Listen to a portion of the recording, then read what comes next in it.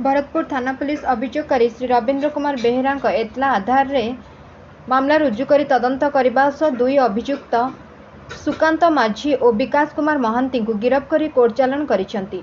सूचनाजोग्य गत 18/5/2024 तारिख रातिर अभियोगकारी और तांकर दुई बंधु किछि लुहा ग्रिल झरका और कबाट आदि को निज अटोरे लदी घाटिकिया स्थित घर को फेरिबा बेले विपुल गार्डन आपार्टमेंट निकट में दुई अभियुक्त और तांकर जड़े सहयोगी एक मोटरसाइकेल आसी सेमानंकु रास्तार अटकाइबा सहित अटोरे नहीं जाउथबा लुहा ग्रिल सबको केउठारु आनिचंती बोली प्रश्न करथिले।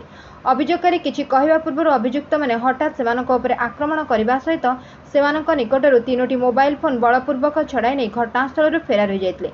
एने भरतपुर थाना लिखित अभियोग हेबा परे पुलिस मामलार तदंत करने सह विशेष सूत्ररू खबर पाई चढ़ाऊ जरिया दुई अभियुक्त काबू कर सक्षम होता बेले उभयों हेफाजतरू 3टी चोरा मोबाइल फोन और घटना व्यवहृत एक मोटरसाइकेल जबत करते।